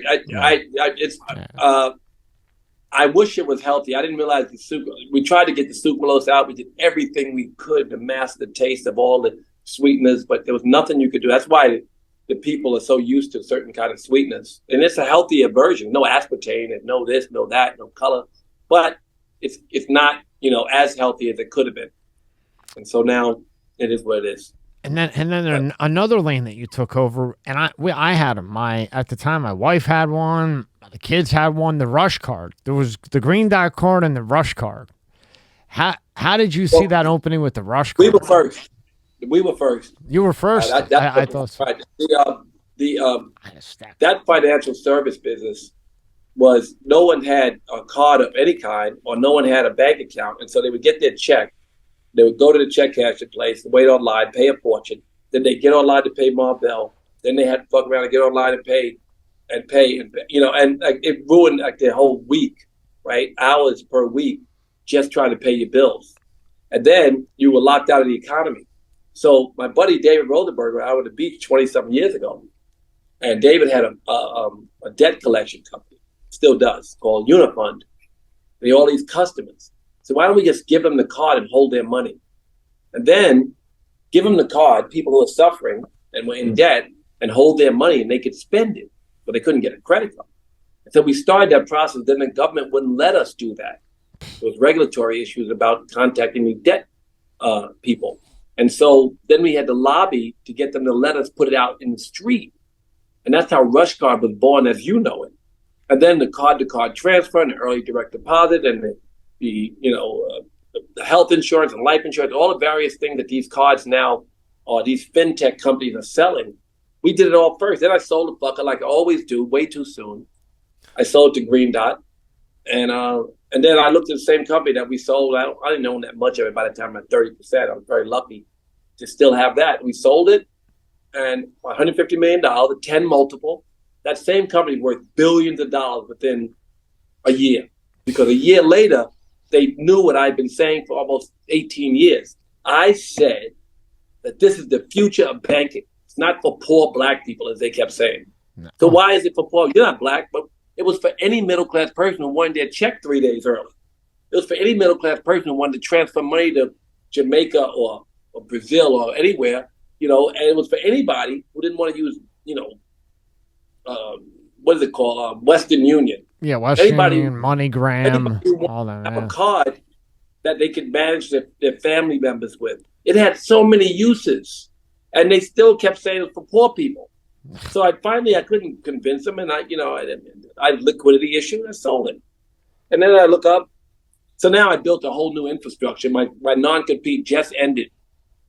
And so now I built a whole new infrastructure, and I'm probably going to have to do it again. But there's some new toys and innovations that I want to add, like same-day pay. Oh, wow. There's a few things that are new that have not been really exploited properly yet. Getting everybody a job all the time just by going online and the employer pays. That was a special thing called Steady. Someone owns that. Plug all these things into this one place and give people opportunity to empower themselves and really turn it into a real empowerment vehicle for underserved communities and mainstream and middle class Americans. Why? I'm from Philadelphia, and I was, at the time, my wife worked at Hershey Medical Center. Doctors, okay? They all had the Rush card because they all wanted their fucking check 3 days earlier. They always wanted. They could go right to the ATM and withdraw cash anytime they wanted. And then, if for the women, you had the pink one. You had different colors. You remember a lot. You know more about me than I know. Shit, but because when the different colors went off, and then my stepdaughter, she had turned 18 at the time, and she wanted a credit card, and she wanted to be cool with the card, and the fucking pink one, and then the boy wanted the blue one, and at the time that was it for the rest of them. It was the Rush card, and that was it. And those idiots that said for poor people, bro, like top surgeons that I used to work out with had the rush card. We would go to the bar and they pull out the rush card because they could pull cash, hide it from their wife so they wouldn't get bitched, and bitch that from the bank account so they could go somewhere and the wife would never know. Or, you know, it was just such a multiple use thing. So whoever, what a moron who thought that, I could tell you the whole medical center used it. but that was very impressive. Now you're innovating another one. Simple idea. People were locked out of the American economy, and it was obvious. And David had the resources and the brilliance to really execute the idea. And then finally, we went to MasterCard and Visa. We begged and we did jumped through all kinds of hoops, and they finally let it out into the community. And of course, now fintech is huge. You know, they really took it to the wrong level. They started buying all the cheapest customers that would never work. Yeah. And, hundreds of millions, even billions, and $30-40 billion,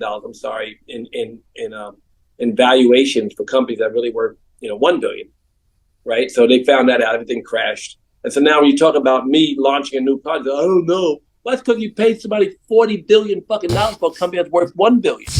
I don't intend to go out, but I'm going to get it funded and go forward. It'll be fun. How far is that away? How far is that away, Mr. Simmons? Because you're going to kill it, especially now, buddy. Especially now. People are falling into debt. They need this support system. Yes. Very soon, I hope. Oh, well, like how soon? Or you can't say. I'm telling you, this will crush everything. Well, that's very encouraging. We're working on it. It's done. You can go to vamospay.com. My partner, who didn't have a non-compete, started using. I said, you're a Jewish guy. I don't want to do a Latino company. Let's do a black company where they're the most sophisticated about this kind of product because they've been doing it forever. And let's just kind of duplicate it and make it this way in the beginning, but broaden it. If something starts black, like being vegan, if something starts black, like a Maybach or Phantom or Coke or Pepsi, it usually travels pretty quick because they got big mouths. The hip hop community got a big mouth. And so if they decide that health and wellness is better than, other shit, it can change the world. And I think that's the way they change their own community to be vegan. And I think that that's why they can change the world to be vegan. And I think it's how they change a lot of things and build a lot of brands. There's more use to the voices in hip hop than selling another Versace shirt. You know what I mean? Besides selling the Maybach. So and I think that there's a lot of consciousness in that community that will be reflected in some of the products that will really help people be healthier and happier. And really, like we said, the search for self, right? Poets always look deep.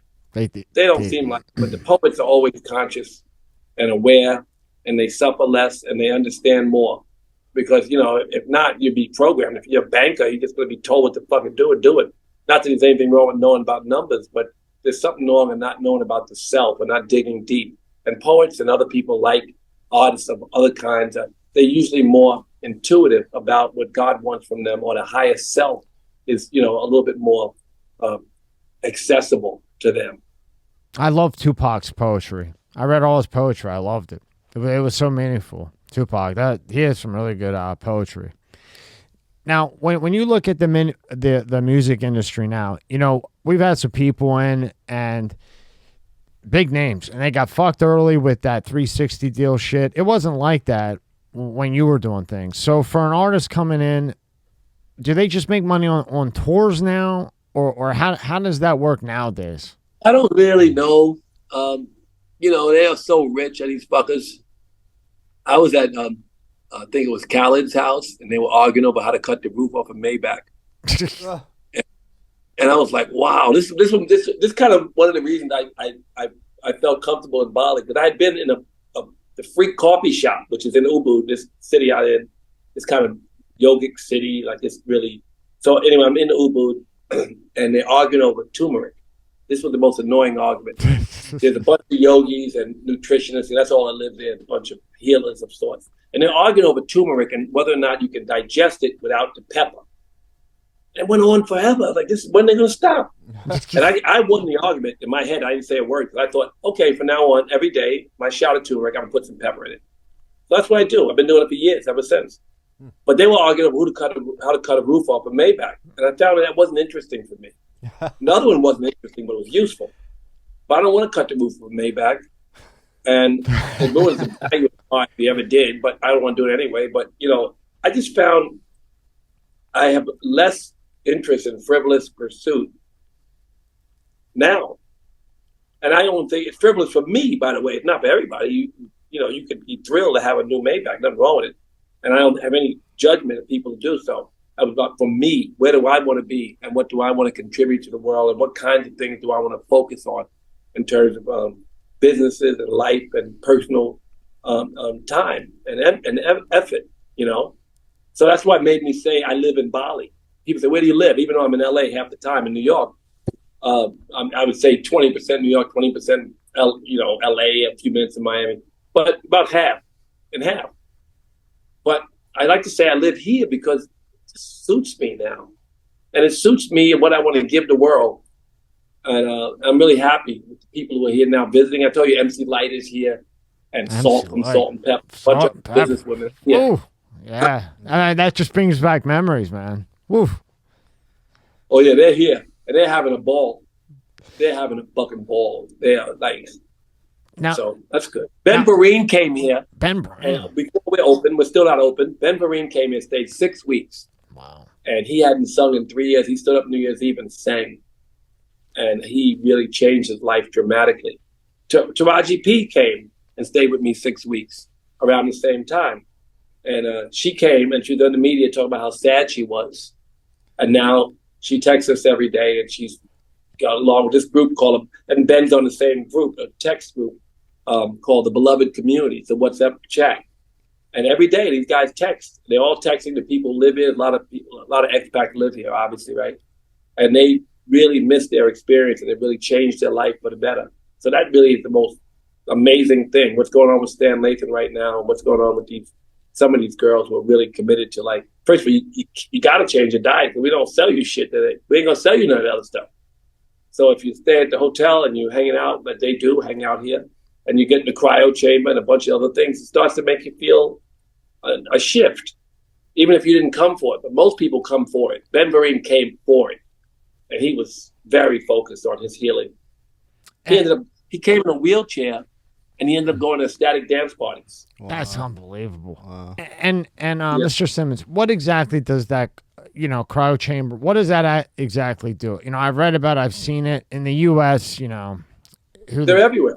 Yeah, but I think they tweak them here. But if I were to come there, what does that actually do to the body on a real one? Well, you lose between 600 and 800 calories. The blood goes crazy, goes through your head, makes you feel high. This is good. Always want to get high. It really it cleanses you. It pushes the blood. Like I said, it fights inflammation. It's really good for depression and brain fog. If you get off the plane and you're jet lagged and you go to the cryo chamber, you come out, it's minus 200 degrees. You got to realize. So when you come out, 3 minutes, you're like high as hell. So it's so I like to do it. I like to do it after hot yoga. Now, I asked you earlier, what are some successful things that you've done that people don't know about? But what's one or two failures? I got some unsuccessful shit I can share with you. Probably. Yeah, please do. No, please do. A lot of shit. Lots of shit. There's my dog. Look at this fuck. I can't if I turn the phone around, it might fuck up. But here's this Nicki Minaj is this dog. I found these two dogs. So beautiful. Maybe I'll try it. It might fuck up. But okay, there's Nicki Minaj. Oh wow. See? Wow. Now I found Nicki and her brother Busta Rhymes. Where's Busta Rhymes? Where's Busta Rhymes at? Yeah. Busta Rhymes and her. Busta's black and she's white. and these guys were dying, literally.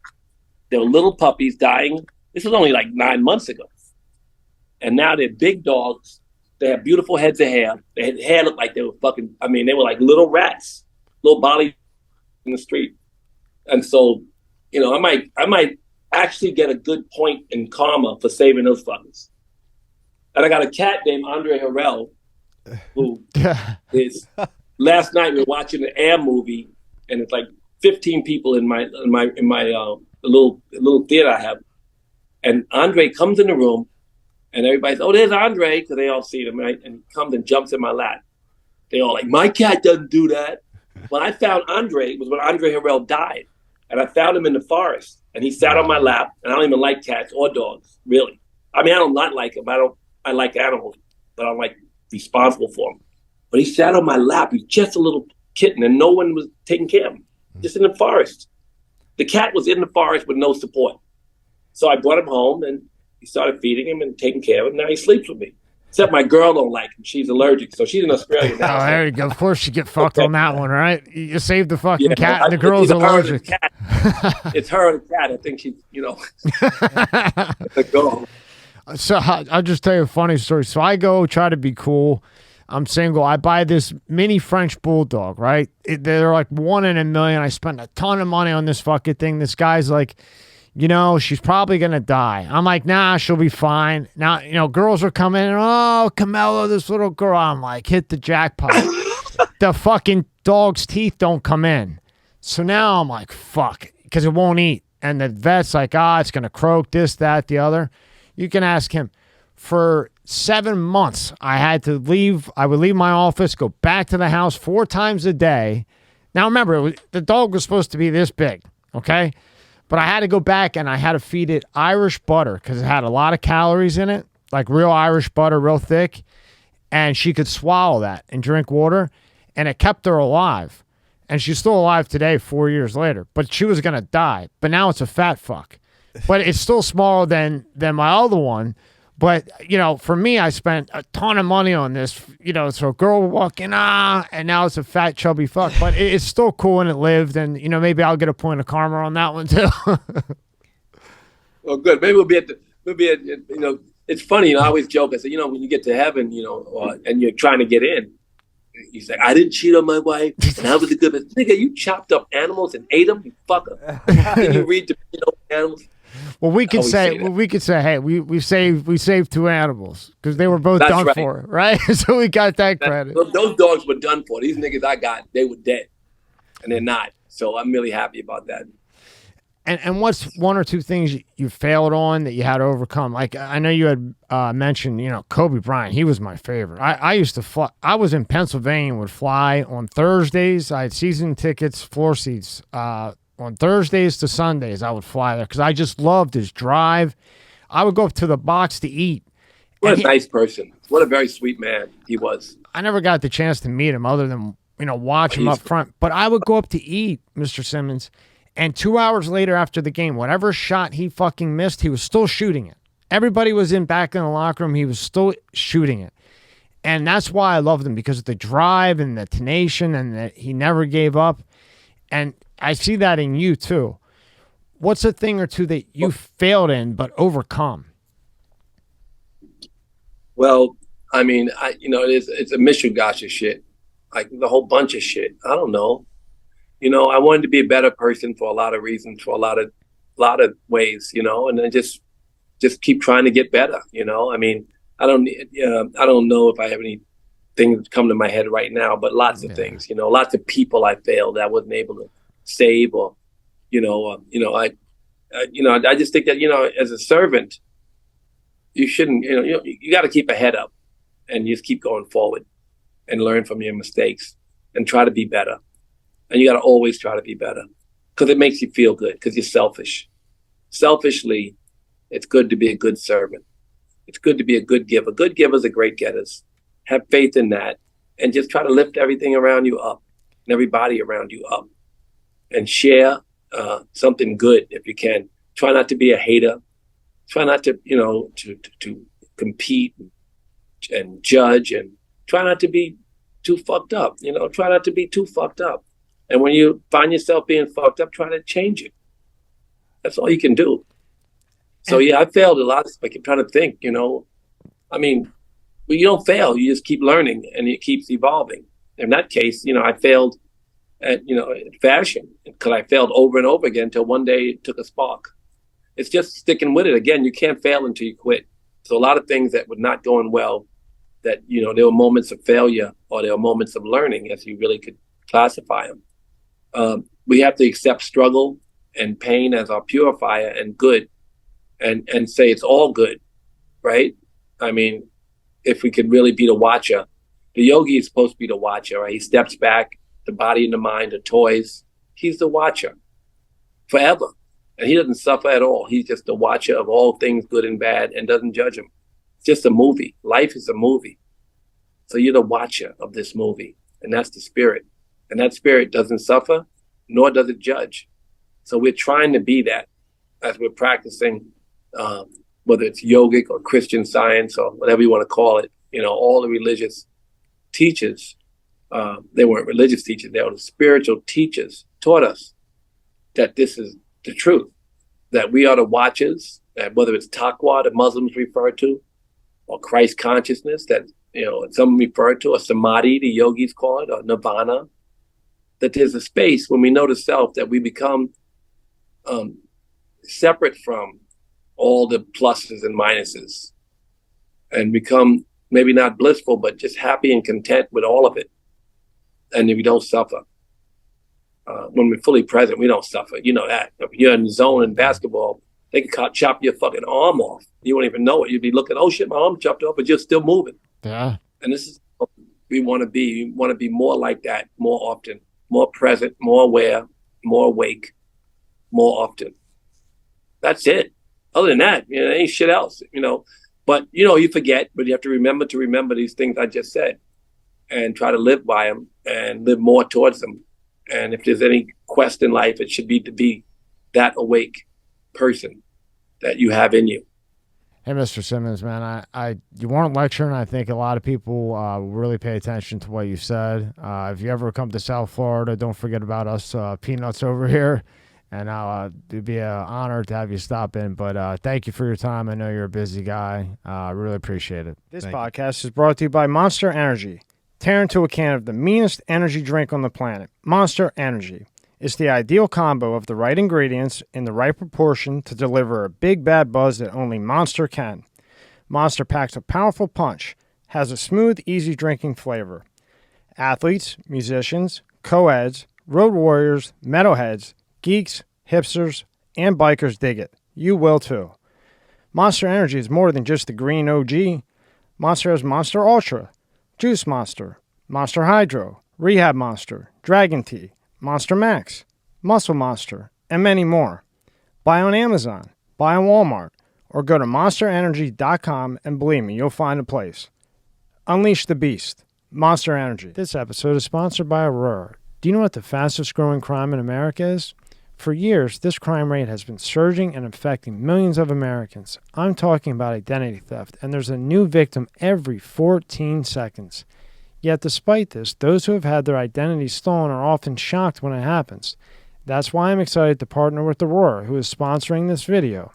Aurora is identity theft protection, fraud monitoring, a VPN, password management, and antivirus software all into one easy-to-use app. Their VPN allows you to stay anonymous online by keeping your browsing history and personal information safe and encrypted. Protect you and your family from America's fastest growing crime. Try Aurora for free for 2 weeks and see if you or anyone in your family's personal information has been compromised. Start your free trial today. Go to aurora.com/MSCS. The link is in the description below.